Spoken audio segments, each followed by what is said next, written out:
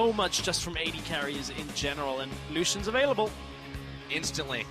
Both hovered by madlife and dimonko. We could be in for our first mirror matchup. It's locked in by the CIS All-Star support. Will madlife follow suit? Same pickups on the summoner spell so far too. Now they will have some chance to change. Carries a lot of respect, as we heard dimonko saying, and they'll get a chance to play mirror against him.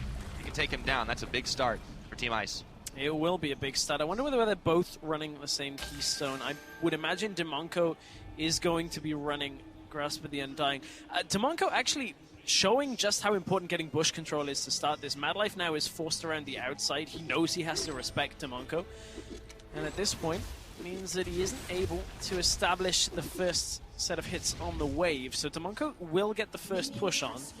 Does madlife trade back, or does he try and trade into dimonko as dimonko hits the wave? That's the question.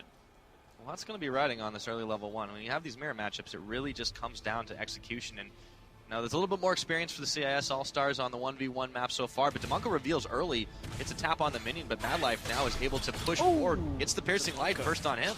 Yeah, but dimonko's trading it back onto the wave, so that's the thing to look for. It's all about level 2. It actually doesn't matter if you get the CS as much right now as it is to just get level 2.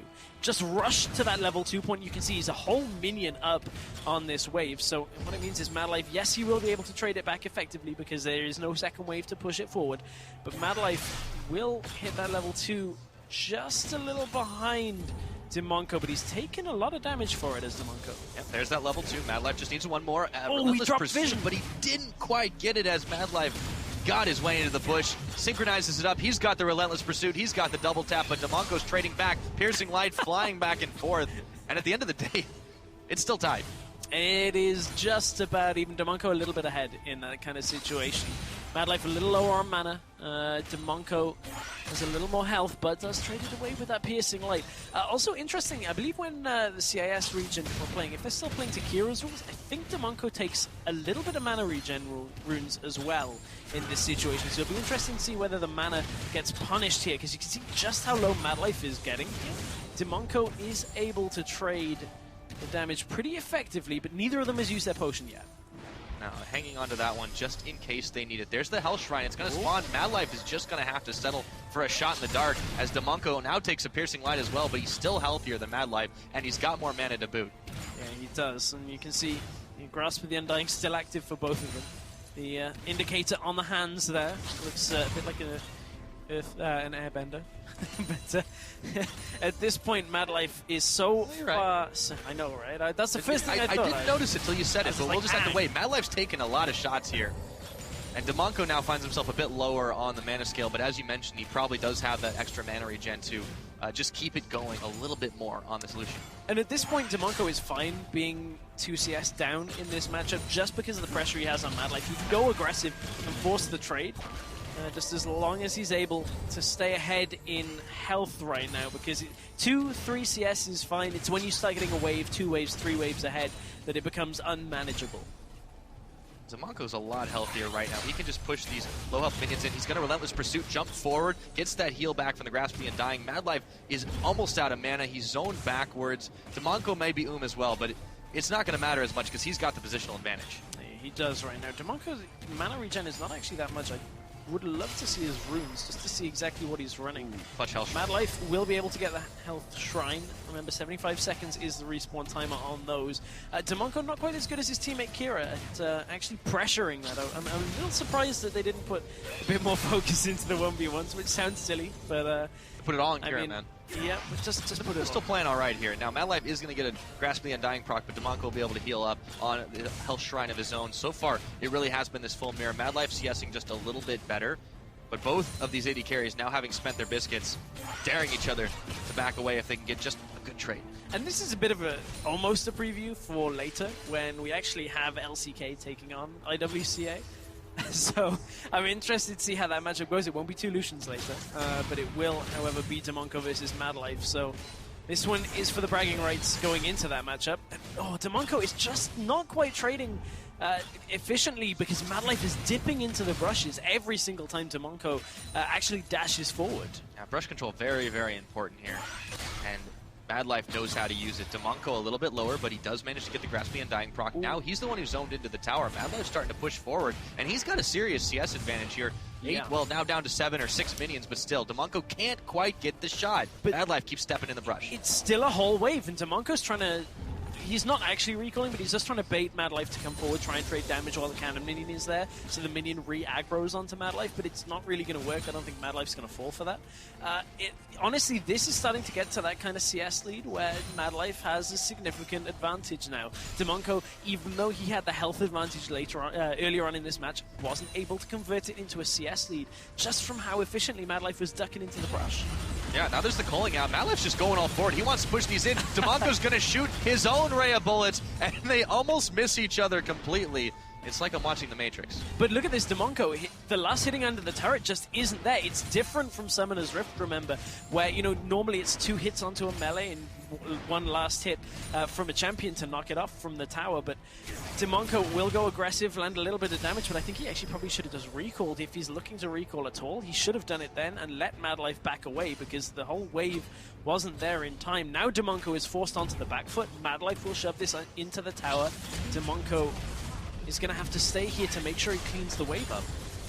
madlife just continues to keep the farm advantage going. It's still very slight, but when you're first to 100, it's going to make all the difference. Trying to zone dimonko off of these last couple of minions, or at least just until they get into the tower range. madlife's on 62 to the 52 of dimonko, and he's heading for the tower. Yeah, this looks like a madlife, being well in control of this situation for now. I don't think dimonko is going to be able to turn this one without somehow getting significant damage down onto madlife, then pushing the wave into madlife's turret and somehow getting back in time. That's a tough ask, though. Neither support has gone for the all-in, playing very cautiously. However, madlife now has to contend with the ward that's in the brush. If dimonko can step forward, he can start punishing him again because he can't dip in and get the vision denial anymore. Unfortunately for dimonko, madlife just has that CS advantage. Double taps coming in, but still, it's not going to trade that much. There's the exhaust down. Though. Finally spending summoner spells here. Double exhaust down. madlife getting low, but so is dimonko as he stepped forward into the minions. It was starting to look good for dimonko. madlife. He's got ignited down, and there is a calling out, but it wasn't used by madlife. Just a little low on the mana. dimonko needs to recall now, and he actually has the advantage when these two get back into lane. madlife needed to try and stop that recall because the ignite being available means that dimonko goes back, picks himself up extra. Damage is what he needs right now. It will not be enough to go tanky. He needs damage with that ignite to kill madlife the next time these two trade. He's opted for a Doran's shield and the serrated dirk at this situation, and a cloth armor. dimonko, you can't win this one on farming alone. You are 19 CS behind. You have to go all in with this ignite. madlife, if he just goes flat damage, oh my goodness, that is flat damage. I don't think he's got enough swords there, Stress. BF sword into double Dorans, into double longsword. So, and a biscuit, just in case he gets hungry. Yeah, one for the road. But madlife actually could have just gone tank and won this game on CS. That's just how it is. And he's just going to have fun this way. He's got so much damage here. dimonko's going to go forward. He's got his ignite. He knows this is his chance. He's going to send out everything he's got, but the calling only half hits. madlife steps forward, dashes his way back. dimonko wins the trade, but there's still a CS differential to contend with. In this situation, dimonko going tank actually isn't the worst right now because he can output more damage. He can output a fair amount of damage onto madlife because madlife has no resistances here, or at least no extra armor. Dashing forward, he's got the ignite spent. Now it's all even, and madlife can get back to his health. Wait, he can't because dimonko is right there. madlife, he's got to back away now, and that's going to give dimonko a chance to shove in the wave and take even more minions. But wait, madlife's not going. But this is so good for dimonko because the fact that madlife didn't try and go for the 100 CS win when he was so close means that madlife now has to stick around to keep this CS lead and now risk dimonko going all in. Yeah, gets another Grasp of the Undying proc. madlife just trying to get a little bit of farm on the back half of it, but still, he has a CS lead, but the gap is starting to close. dimonko continuing to force him away from this. The biscuit's been popped. dimonko already ate his, but madlife's a lot lower on health. I feel like BF Sword, as good an item as it normally is for a bit of a damage spike on Summoner's Rift, I actually feel like if he'd just gone Giant's Belt here, madlife would have been okay. It's a good trade, but dimonko is going to have his back pretty soon. He's got to be careful not to get wiped before. madlife is smelling blood in the water, and he tries to go for it. Now it's dimonko that's turned away, and there's 6 CS to go before madlife can lock this game up. There is going to be only 4 available on the field. Even if he gets the perfect here, he's got to be careful. But dimonko, clock is ticking. He's got to shut him down. Goes for the all-in, but he's that much lower. madlife ducking and diving and dodging, but it's not enough. madlife will secure the win. Just like that.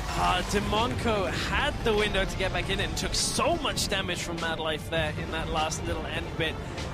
That was a bit of a messy 1v1 as it got later. madlife opting for the very risky damage play in that kind of situation. You know, it paid off having the CS lead.